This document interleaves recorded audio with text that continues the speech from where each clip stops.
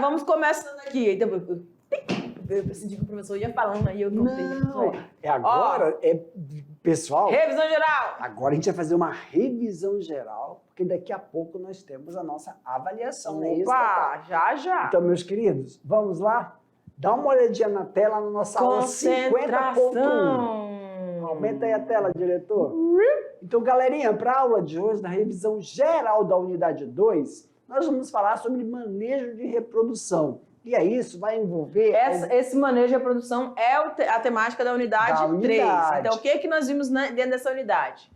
Panicultura, parte 1 e 2, estrutiocultura, piscicultura, parte 1 e 2, avicultura, sistemas de criação, aviculturas, manejos, aviculturas, fases de produção, coturnicultura, instalações de produção, coturnicultura, sanidade animal e alimentar, suinocultura, creche, terminação, manejo sanitário.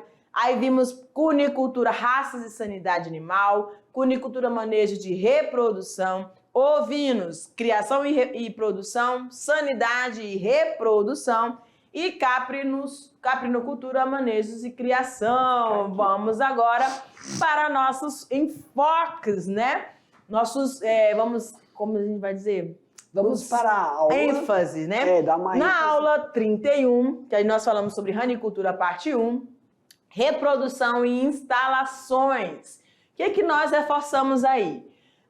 O ambiente onde você tem essa criação desses animais, que a gente viu que, como são anfíbios, precisam desse ambiente, parte seca e parte com água, né? Em média, as rãs se reproduzem 4 vezes ao ano, apresentando uma grande quantidade de ovos, os quais devem ser separados em outros tanques para melhor acompanhamento do crescimento deste animal. Tá. Pode falar, prof. Volta rapidinho lá nesse slide. Então, Tá. Nesse slide, a gente sempre tem que ver que tem a parte seca e tem a parte úmida, só que nós temos alguns aguapés, algumas estruturas também, onde eles imagem não aparece mais. que vão fixar esses ovos. Aí, quando sair esses ovos, que ficam em um ambiente bem gelatinoso, eles são transferidos mesmo para um outro ambiente, para que eles ocorram o processo de metamorfose, eclosão e metamorfose, que a gente chama de girinagem. Isso, a gente viu que nessa produção aqui tem 3 setores, né? Não, tá lá na próxima slide, ó. Que aí é essa parte aí. Os ovos devem ser dispostos no fundo dos tanques e levam em torno de 20 dias para se transformarem em girino, que é a fase de girinagem. É esperado o quê? É esperado uma porcentagem, gente. Como assim, professor? Normalmente 30% dos ovos não se desenvolve, mas está... Desculpa, professor. Não sei, professor. Mas esta condição vai deixando de ocorrer conforme o animal se adapta aos criadouros. Então, olha só, isso aí é quando? Isso é quando você está iniciando, e os animais também. Você comprou, você adquiriu, então tem todo um período de adaptação. Mas depois que estiver adaptado, o que é esperado? Que essa porcentagem vai diminuindo ao passo que eles estão se reproduzindo.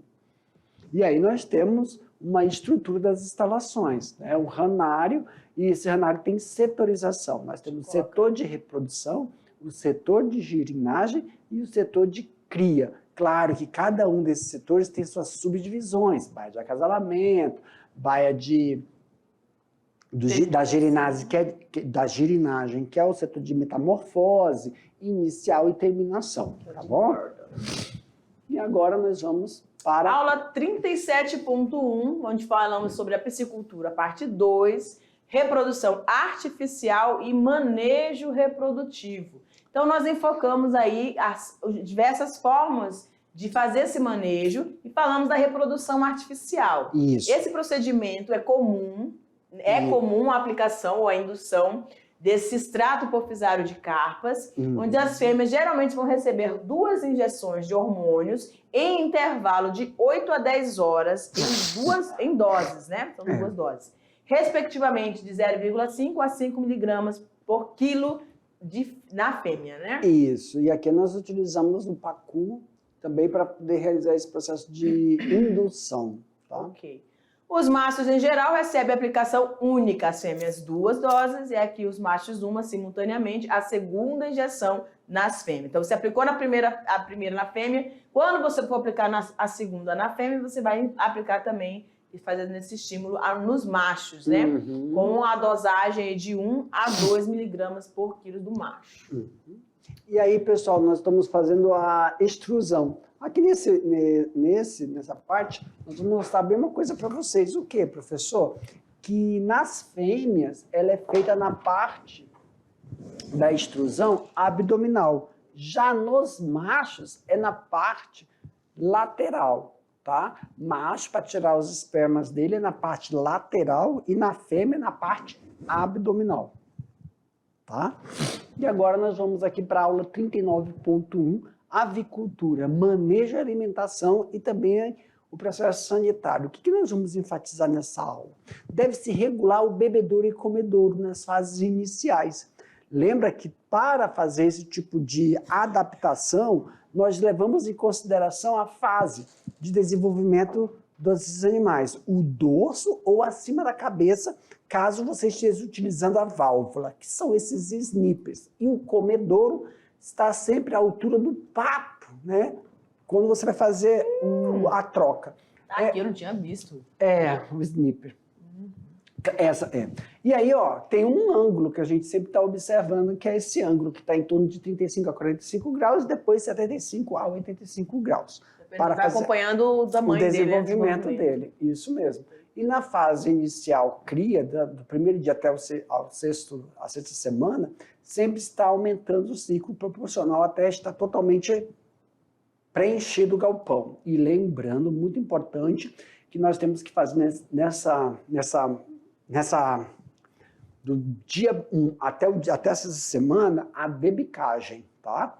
Que é 1/4 da parte inferior e depois tem 1/3 da parte superior e 2/3.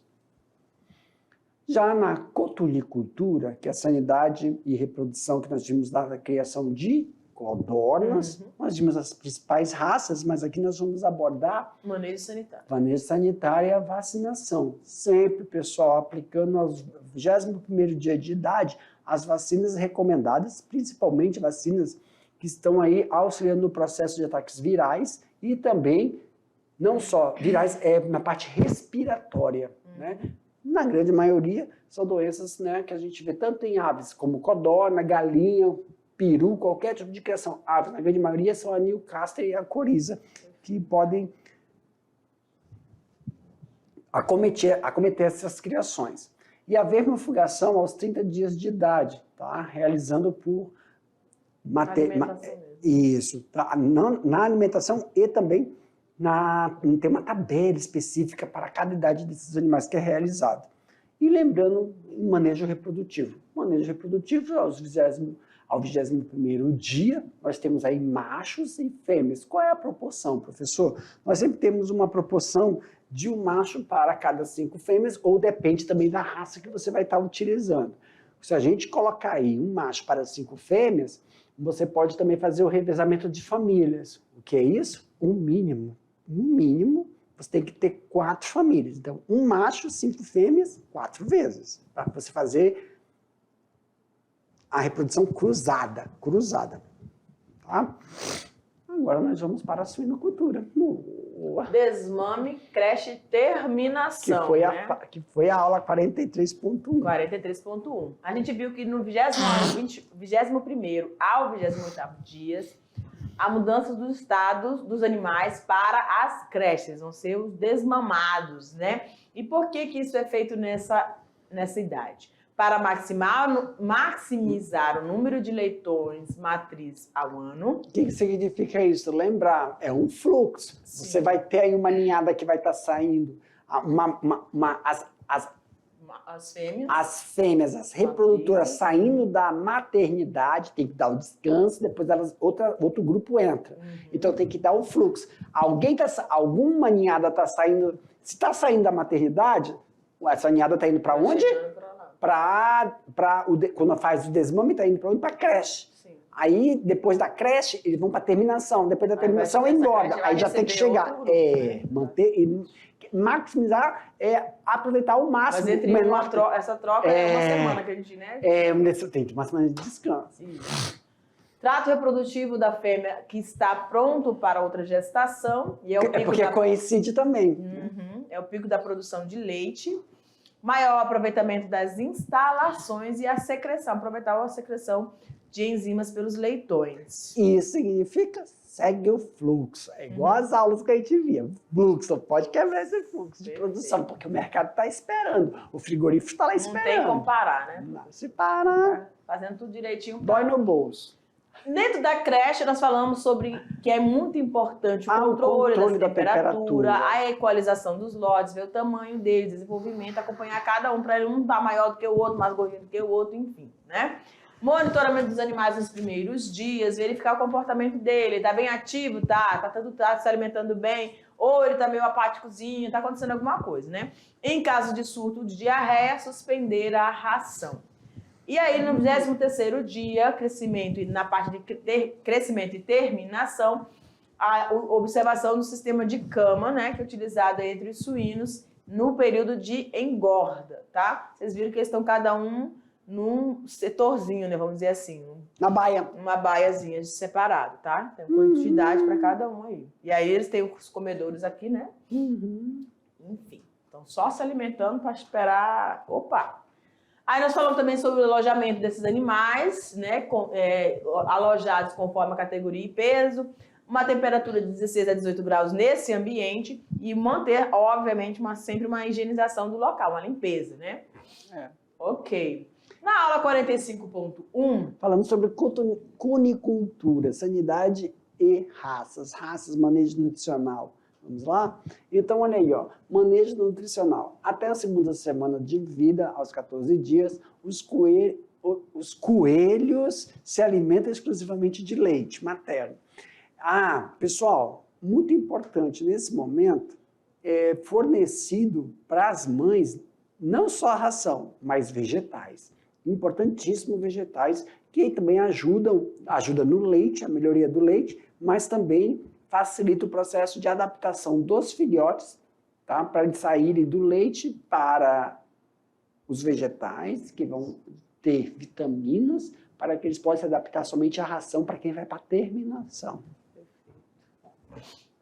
É necessário que esteja utilizando 2 tipos de rações, sendo uma para o reprodutor e outra para a engorda, tá? Para que a mãe não perca a capacidade de produção leiteira deles, principalmente nas 2 semanas, até os 14 dias, 2 semanas e meia, para que eles se utilizem bastante do colosso para a adaptação gastrointestinal desses animais, tá?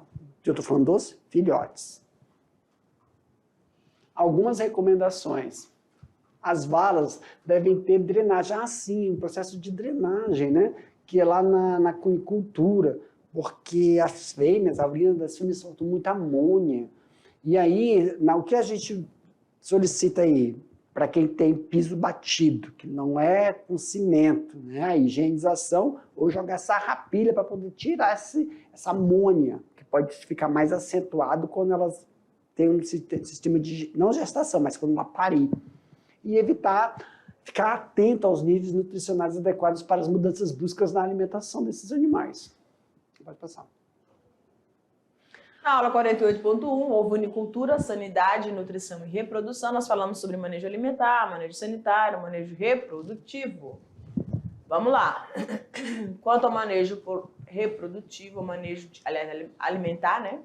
Além dos volumosos, como pastagens, capineiras, fenos e silagens, manter a qualidade incluindo na dieta suplementos também à base de grãos e farelos.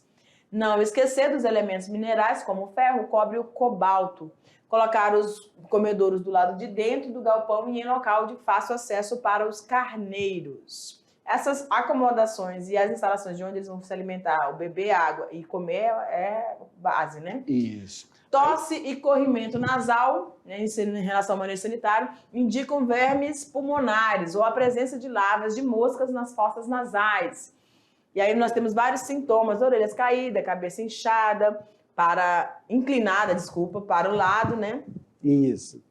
Andar claudicante pode indicar a inflamação das unhas, o olhar seco, geralmente em estado febril, lacrimejamento, indício de oftalmia contagiosa, olhos afundados e vidros apontam uma enfermidade grave, queda de lã decorrente de sarna ou verminose. Então, para cada uma dessas enfermidades existe um sintoma, né? Aí o processo reprodutivo, né? Sempre tomar cuidado aí na hora de você fazer o processo de cobertura, existem 3 tipos de cobertura, e lembrando que após o nascimento sempre terá somente um filhote por parto e ocorre o desmame a partir do 45º dia. E aí a caprinocultura também, vimos algumas raças, as principais Canidae moxotó, vimos também um processo que é importantíssimo, que nós falamos aqui sobre o ciclo de infecções parasitárias endo- e ectoparasitárias, e isso envolve o manejo de pastagem, tem um horário certinho para isso, e também tem que se observar o processo de comportamento animal no cio. Isso vale tanto para caprino como para ovino. Quais são eles, professor? Inquietação, vocalização, micção frequente, bate na lateral da cauda, a cauda do animal fica batendo, isso vai ocorrer o desenvolvimento muito precoce da vulva. Esse comportamento homossexual é quando a fêmea começa a querer montar na outra, ou o macho. Quando ocorre no macho, hierarquia. Tem que separar porque pode ter briga e pode causar machucados. Diminuição do consumo de alimentação, quando você vê que não está alimentando, mas está saudável, com certeza o animal para de comer mesmo, quando ela está no cio. E o aumento, né, do aparelho reprodutor e forte comportamento de ir atrás do macho, a fêmea buscando o macho. E isso também vai ocorrer o processo de você observar e ficar atento a esses comportamentos. Meus queridos, aqui para nós. Agora nós vamos deixar aí, vocês vão fazer a avaliação. Então, nesse momento, respira. Vimos aí todos os itens, revisamos tudinho direitinho. Façam uma boa avaliação, tá bom? E ó, no final, lembra, dá tudo certo, ok? Boa avaliação para vocês. Até a próxima. Tchau, galera. Tchau, tchau. Excelente prova para vocês. Beijão. Tranquilidade, hein?